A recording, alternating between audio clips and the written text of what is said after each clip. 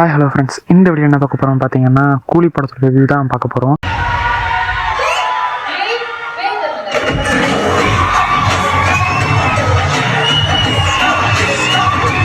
கூலி படத்தோட ஒன்லைன் எடுத்துக்கிட்டிங்க அப்படின்னா, ரஜினி சாரோட க்ளோஸ் ஃப்ரெண்டான சத்யராஜ் வந்து இறந்துடுறாரு. அவர் ஏன் இறந்தார், எதுக்காக இறந்தார், இதுக்கு பின்னணியில் யார் இருக்கா, ரஜினி சார் யார், அவரோட பேக்ரவுண்ட் என்னங்கிறது தான் அதான் அந்த ஹோல் படம். கதைன்னு பார்த்திங்கன்னா ஒன்றும் பெரிய புதுசான கதைலாம் இல்லை. இதுக்கு முன்னாடி வந்த விக்ரம், ஜெயிலர் அந்த படத்தோட அதே பேட்டர்ன் தான் இந்த படமே. மூணுமே வந்து பார்த்திங்கன்னா ஒரு பழிவாங்கிற கான்செப்டில் தான் போய்கிட்டுருக்கு. கிட்டத்தட்ட அதுக்கு ஒரு சிமிலாரிட்டிஸுமே வந்து இருக்குது நிறையா. ஆனால் அந்த படம் அளவுக்கு இந்த படம் இல்லை. ப்ளஸ் இந்த படத்தோட பாசிட்டிவ்ஸ் என்னங்கிறத நம்ம பார்த்துருவோம். பாசிட்டிவ்னு எடுத்துக்கிட்டிங்கன்னா, இந்த நடிச்சிருந்த ரஜினி சாரோட லுக்கு வந்து ரொம்ப நல்லாயிருக்கு. அவரும் இல்லை, படத்தில் இருக்கிற எல்லாருமே, நாகார்ஜுன சார் இருக்கட்டும், உபேந்திர சார், அவங்க எல்லாரோட ஸ்க்ரீன் ப்ரெசன்ஸுமே வந்து அந்த அவங்களோட லுக்குமே வந்து ரொம்ப நல்லாயிருக்கு. விஷுவல்ஸ் அண்ட் சினிமாட்டோகிராஃபியுமே வந்து நல்லா இருந்துச்சு. மியூசிக் அனிருத் அவர் வந்து எப்பவும் போல் நல்லாவே பண்ணிட்டாரு, நல்லா இருந்துச்சு. தென் நெகட்டிவ்ஸ்னு வந்து எடுத்துக்கிட்டிங்கன்னா, அதுதான் சொல்கிறதுக்கு நிறையா இருக்குது. படத்தில் ஏகப்பட்ட லாஜிக் லூப் ஹோல்ஸ் இருந்துச்சு.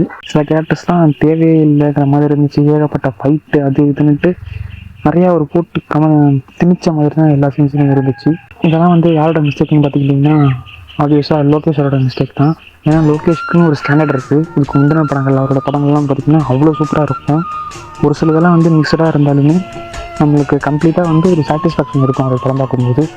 ஓகே, ஒரு 60-70% வந்து நல்ல படம் தான் பார்க்குறோங்கிற ஒரு ஃபீல், ஒரு கேரண்டியான ஒரு ஃபீல் இருக்கும் அவர் படம் பார்க்கும்போது. இந்த படம் பார்க்கும்போது பார்த்திங்கன்னா சுத்தமாக அதுமாரி இல்லை.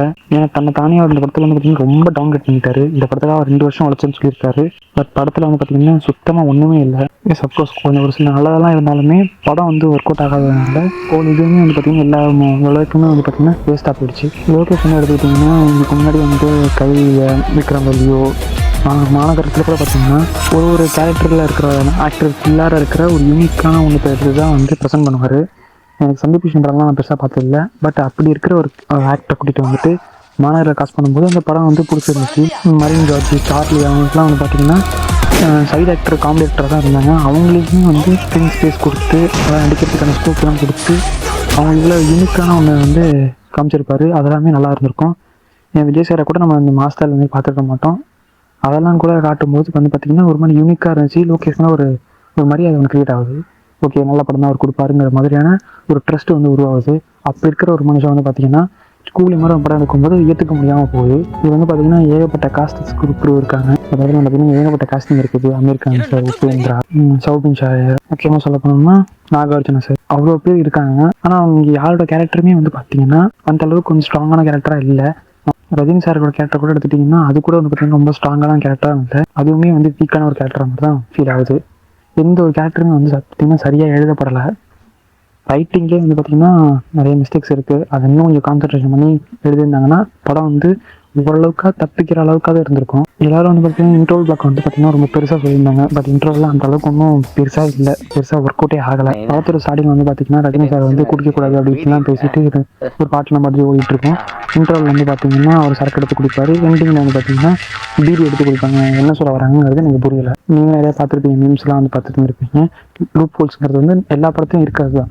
பட் இந்த படத்தை மட்டும் ஏன் சொல்கிறாங்க அப்படின்னா, இது அதிக எக்ஸ்பெக்டேஷன்ஸ் இருந்துச்சு. ஒரு நல்ல படம் ஒன்று குக் ஆகிட்டு இருக்கு அப்படின்னு நினச்சிட்டு தான் இருந்தாங்க. பட் அது நடக்கலங்கும்போது டிசப்பாயிண்ட் ஆனதுனால எல்லா லூப் ஹோல்ஸுமே வந்து நல்லா ஓப்பனாக தெரியும். இது படம் பார்க்கும்போதே ஃபீல் ஆனது தான். ஏன் ஃபீல் ஆகுதுன்னா, அந்த சீன் நமக்கு சரியாக ஒர்க் அவுட் ஆகலை. நமக்கு சரியாக கன்வே ஆகியிருந்தா அப்படின்னா, சரியாக இந்த படம் வந்து கன்வே ஆகிருந்துச்சு அப்படின்னா நமக்கு அந்த லாஜிக்ஸ்லாம் பெருசாக நம்ம பார்த்துருக்க மாட்டோம். அதுவுமே வந்து பார்த்திங்கன்னா பயங்கர டிசப்பாயிண்ட் தான். எப்பவும் சரியாக பண்ணுற லொக்கேஷன் வந்து பார்த்திங்கன்னா இந்த படத்தில் வந்து ஒரு சரியாக பண்ணல. அவரோட ஒர்க் சரியாக இல்லாதனால மற்றவங்களோட எஃபோர்ட்ஸுமே வந்து பார்த்திங்கன்னா வீணாகிடுச்சு இந்த படத்தில். குறிப்பாக சொல்ல போனால் மியூசிக்ஸுமே பார்த்திங்கன்னா நல்லா தான் போட்டுருந்துருக்காரு. பட் அந்த சீனுக்கு வந்து செட், அந்த சீன் ஒன்றும் நம்மளை இன்ட்ரெஸ்ட் பண்ணாதனால அந்த மியூசிக்குமே வந்து பார்த்திங்கன்னா வேஸ்ட் ஆகும். ஸோ அந்த இந்த படம் எப்படி இருக்குது அப்படின்னா, லோகேஷ் படம்னு நினச்சிட்டு ஒரு எக்ஸ்பெக்டேஷன் நீங்கள் போனீங்கன்னா கண்டிப்பாக டிசப்பாயிண்ட் ஆகிட்டு வருவீங்க. ஒரு படம் ரஜினி சாரோட ஒரு படம் ஃபேமிலியாக எல்லாரும் போயிட்டு வரணும்னு நினச்சி பார்த்தீங்கன்னா போயிட்டு வாங்க. இந்த படத்துக்கு எதுக்காக சர்டிஃபிகேட் கொடுத்தாங்கன்றதான் தெரியல. ஏன்னா படத்தில் ஒன்றும் அந்தளவுக்கு பெரிய வைலன்ஸ்லாம் ஒன்றும் இல்லை. விக்ரம் லியோவில் கூட இருந்த அளவுக்கு கூட இந்த படத்தில் இல்லை. ஸோ அவ்வளோதான். இந்த படத்தை பற்றி இன்னும் சொல்கிறதுக்குலாம் எதுவுமே இல்லை. நிறையா படம் பார்க்கறதுக்கு பார்த்திங்கன்னா ரொம்ப ஃப்ரஸ்ட்ரேஷன் தான் ஃபீல் ஆனிச்சு.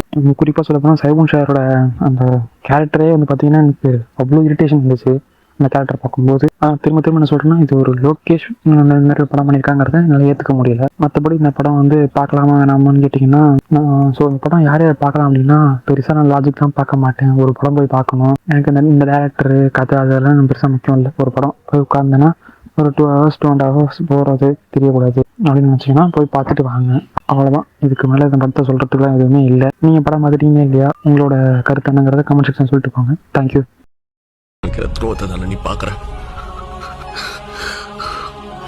என் விசுவாசத்தை நீ பார்த்ததில்லையே. அவன் வருவான்டா, ஒருத்த விடாம, அப்புறம் கடைசியா ஒன்றையும் போடுவான். Meanwhile,